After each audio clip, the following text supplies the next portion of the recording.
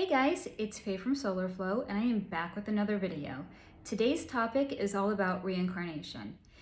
Reincarnation is a topic that has been absolutely fascinating to me for the longest time. And one of the reasons is because I have memories of previous lifetimes.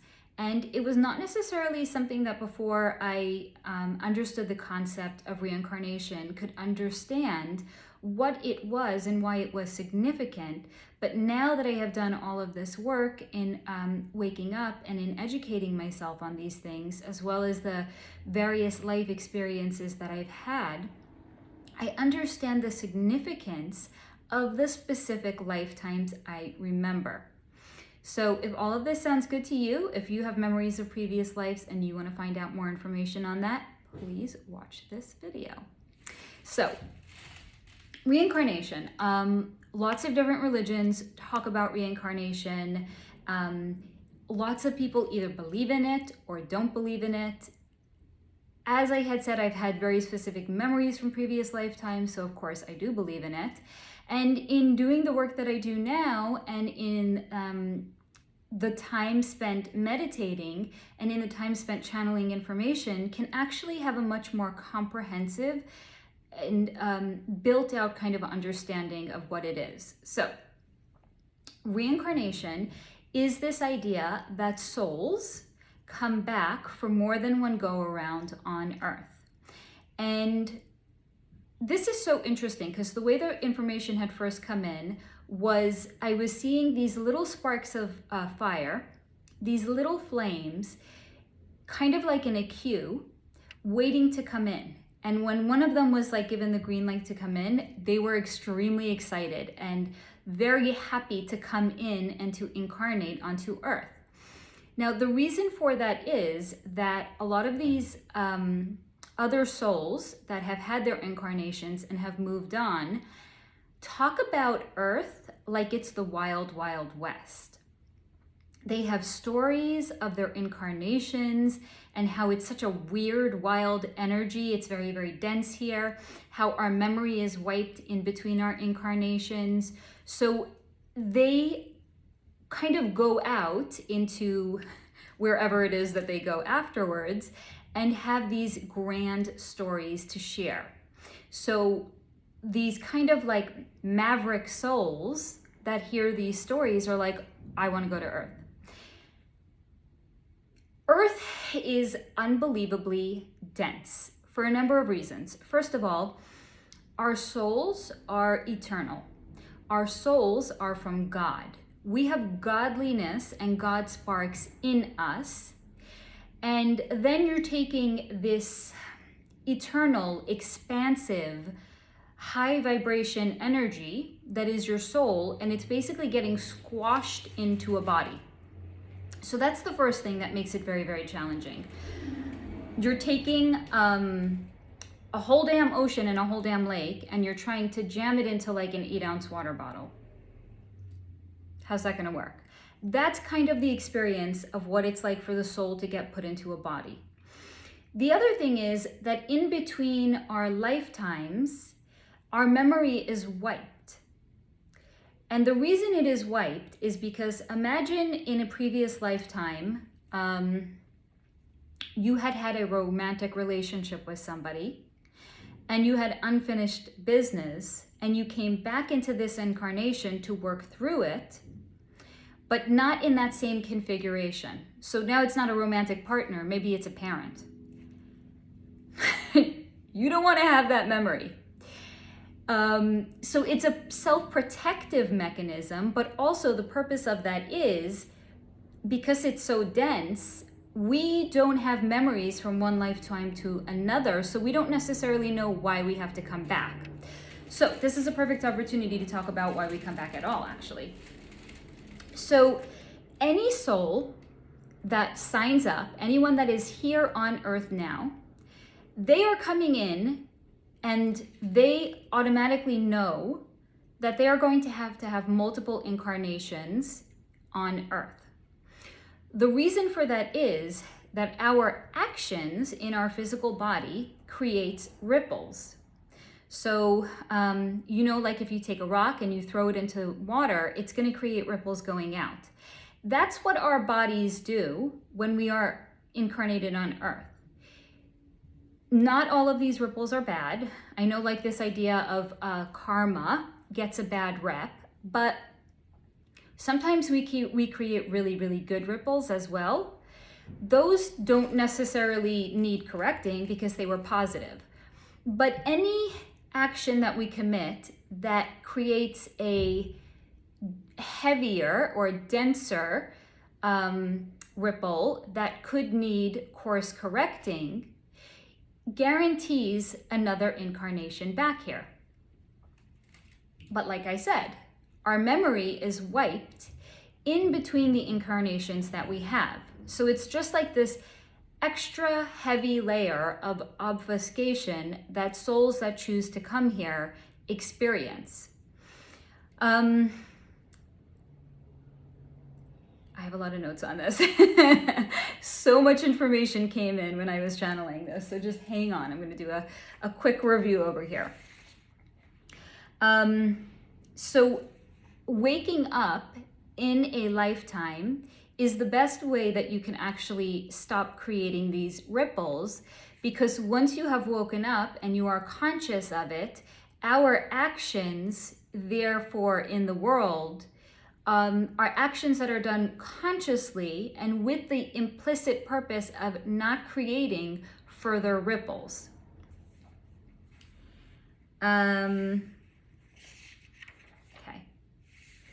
So this I found super interesting. Our souls can actually take on missions. And a mission is something that wipes out the need to come back for a certain period of lifetimes. So a mission could be something, there's different like degrees, let's say, of missions that a soul could take on. A soul could take on wanting to clear generational trauma and generational ripples, and that can wipe out a certain number of lifetimes ahead of them. They can take on a bigger kind of mission, which is like, if you think of, this is not political, don't make it political, I'm not making it political, it's an example. But if you have a child that, for example, was killed in an event like a school shooting, for example, they are basically taking this incarnation on to shine the light on a bigger issue in society so that society can then course correct it. And they are doing that also to eliminate a certain number of lifetimes that they will have to come back for.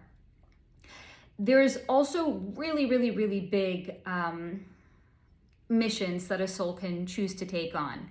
So, for example, if you think about, the example that just keeps coming into my mind is somebody like Hitler. His actions, well, yes, you could look at it and you could be like, it caused massive ripples, but here's the thing. He chose to come in and to do this work. So again, that a much bigger light with longer lasting lessons could be shared on society. So people can choose to take things like that on because it will elevate their soul further, that they can get out of the karmic loop of being in earth, and they can go on and do other things. But here's the thing, even if they're taking on this mission and it's something that they're choosing to do, their soul is still going to suffer repercussions because of it, because their actions are still creating ripples. So no one gets a free pass. It's not like you could volunteer and be like, hey, I want to be like a mass shooter. I want to get out of line and get out of here sooner. You still do have soul lessons for those acts that you are committing. You can also choose to sit out lifetimes if for example, somebody had a more traumatic passing in one life, they can be like, I need some time. I need to heal from that. I'm not ready to have another go just yet. And they can sit out a lifetime. But they do end up coming back, because until your soul has completed all of the course corrections for those ripples created, you are still earthbound. You are still connected and tied here. What's also really interesting is that if you remember, specific lifetimes from previous incarnations that you've had, those memories are here to teach you something. Look at it almost as if it's having like a candle in a dark room. You won't be able to see everything, but you'll be able to see certain impressions. Don't discount those, because the fact that you are remembering them is serving a purpose. It's to help you in some way. It's to remind you in some way. It's to give you information in this lifetime from something that has happened in a previous lifetime that is here to help you. So if you do have memories, take the time to really sit with that and explore, what is it that you are remembering, and why is it important for you to remember it in this life? If you're also curious about, if let's say you don't have these memories or anything like that, but you're kind of curious without doing like a past life regression, if you're curious about what incarnations you may have had in the past, look at like your gifts. Look at things that you are naturally skilled and talented at in this life that you may not have necessarily had like lessons for. Like maybe you have an aptitude for language and you can pick up languages really easily. Is it all languages, or is it a specific language? If you look at, for example, like child prodigies, they're a perfect example of somebody, of a soul that is coming into this incarnation with a very strong imprint from a previous life, because it's something that carried through. So if you have like a child at 4 or 5 that can play Mozart, I'm not saying they're Mozart, but they probably in a previous life were very musically gifted. So the soul remembers it. We take it with us. So look at perhaps things in your own life that you are very skilled and gifted at without having any previous lessons for it or any previous even exposure. Also, if you've been someplace, if you've been to a city or a country that's not your home, and you can just like find your way around without a map, or it feels like very natural for you being there, it's probably because you've had a lifetime living in that environment.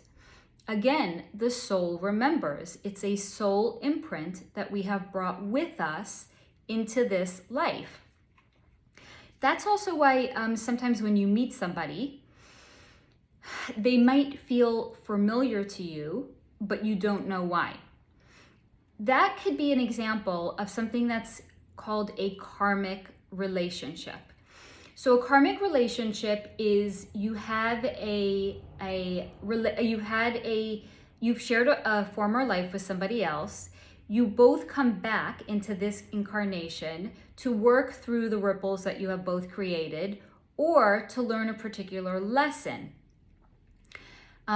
Even though our memories have been wiped, if you've had many incarnations with somebody, their soul will feel familiar to you.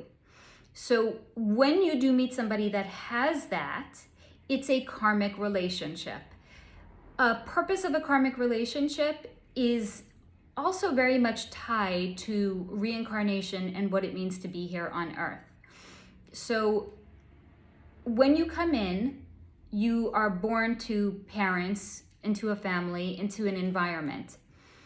The people in your birth family are probably people that you have karmic relationships with that you still need to go through, and you still need to either learn from or need to clear the karmic debt from, to kind of like set those ripples right.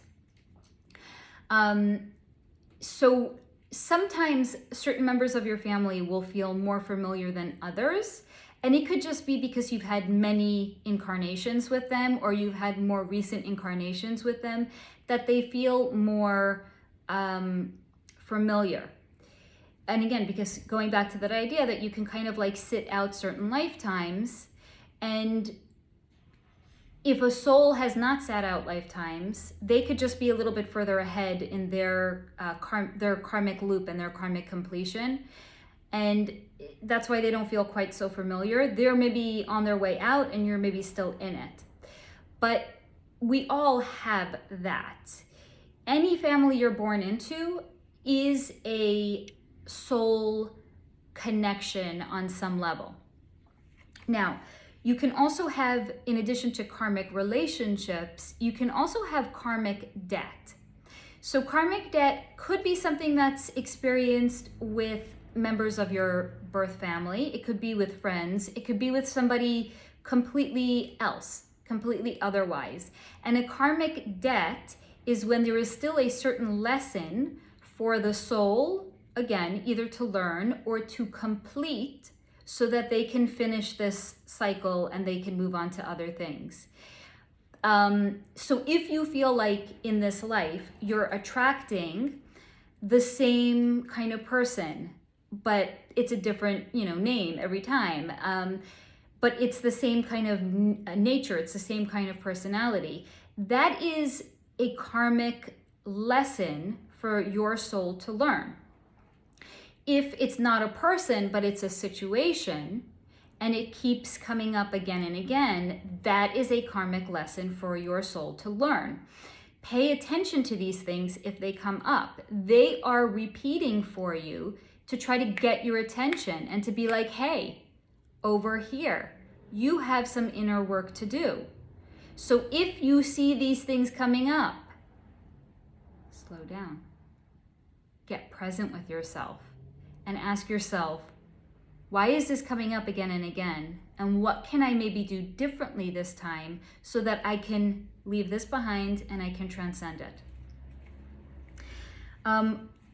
We also have, because Earth is hard and we have hard lessons here, we also have something called soul families. Soul families are other souls that are here to help us transcend our current situation. The soul families is when you are in a perfect vibrational match or perfect vibrational alignment with the other souls that are on the same kind of trajectory or mission as your soul. You will encounter them again, when you're on the same kind of level, but not when you are looking. It's almost like, they say you'll always meet like the right person for you when you're not looking for them, because sometimes the act of looking is creating resistance. So it's like if you take those two magnets and you turn them to where they're not in alignment with each other, they actually end up like repelling each other. So it's when both of the souls are in a more harmonic, vibrational, just in an alignment of vibration, you will actually attract these people into your life. And the way that they help is because you are both a teacher and a student to one another. So think of it like it's a mirror, but it's not just a three-dimensional mirror where you're seeing the reflection. It's where you can see past the mirror. It's almost like if you've gone into like a fun house and they have like the mirrors kind of like lined up at all those weird different angles where you can see the reflection in this way, like over and over and over and over and over, and it just goes on. It's kind of like that, where you can see dimensionally all of the other lifetimes and all of the lessons. So they are bringing forth all of those things into this incarnation to shine onto their soul family members, and you are doing the same thing for them. So it actually is like so I know there's a lot of terms here that could be new for you guys. If you don't follow this, or if there's certain things you don't understand, comment below and I'll explain it. But what this particular thing with like the funhouse mirrors, it's like it's shining a light on the Akashic records. I'll do a video on that another day, I promise, not today. But if you want to understand what these terms mean, just ask below and I'll explain it. But they're kind of like shining a light on the previous Akashic records that we can pull from, and we can then use to help us understand what we're here for, what our purpose is, and how we can ascend out of this a little bit quicker. I think that's all I have. So again, I just want to do like a little recap on what reincarnation is. If you're here, you are a fucking badass, because any soul that comes here is coming here with multiple lifetimes, because they're going to have to course correct the ripples of our actions here on earth. Souls that come here, not only are you a fucking badass, you wanted to be here for the experience of being on earth. It is dense AF. It is hard AF. We have lessons here. So if you're here, dude, you're a fucking rock star. That's number one. Number two, we create ripples that we are then going to clear. If we want to sit out lifetimes, we can. If we want to kind of fast track the number of incarnations that we're going to have here, you can take on certain missions in this lifetime, but your soul still will have to pay some sort of a retribution for the ripples it creates as well. So everything is kind of like a balancing. Pay attention to the memories you have of previous lifetimes, because those are here for your benefit. They are here to help illuminate in some way something that you have been through previously and are probably experiencing again in this lifetime, and it can help you to navigate a little bit more clearly. We have soul connections, we have karmic relationships, we have karmic debts, we have karmic lessons. If you meet somebody and they feel familiar but you don't know why, probably someone you've had to go with before. You probably still have certain lessons to learn from them and to teach them as well. If you meet a member of your soul family, you are blessed beyond measure, and especially to be awake and aware and to know when you find them is incredible. Finding my soul family members in this lifetime has been the absolute most rewarding experiences that I probably have had in the last few years. It's that understanding when you meet them. It's that clearness when you meet them. It's when you suddenly feel like you are in the flow with who you are and what you are here for and what your purpose is. Finding the members of your soul family will absolutely shine a light on that and help you in transcending a lot of the further ripples that you would create in this lifetime. And if you have any questions about soul families or our karmic debt or anything like that, or even of any of the terms that I've said here, leave a comment below. I will respond to all of them. And I would love to hear from you guys if you have memories of your previous incarnations and what you think those memories are here to teach you. So once again, I am Faye from Solar Flow. Thank you for being here. Thank you for watching this video.